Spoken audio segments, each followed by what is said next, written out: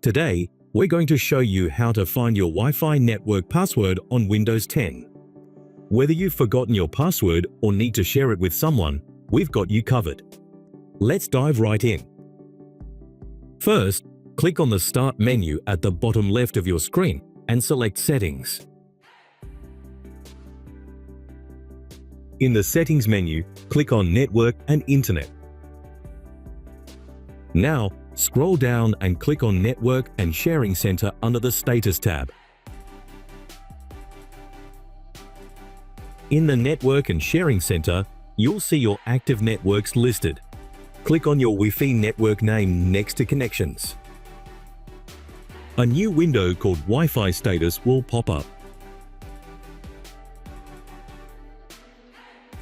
Here, click on the Wireless Properties button. In the Wireless Network Properties window, switch to the Security tab.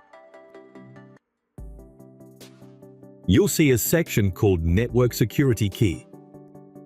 To reveal your Wi-Fi password, check the box next to Show Characters. Your Wi-Fi password will now be visible in the Network Security Key field. Make sure to note down your Wi-Fi password and store it in a secure place. This way, you'll always have it handy when you need to connect new devices to your network. Now, the bonus tip. Use the command prompt to find the Wi-Fi password. Open the Start menu. Type CMD and select Command Prompt from the search results. Make sure to run it as administrator.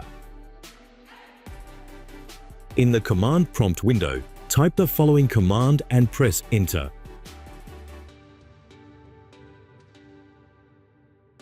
Replace your Wi-Fi name with the name of your Wi-Fi network.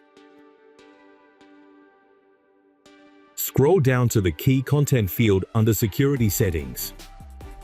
This is where you'll find your Wi-Fi password. And that's it.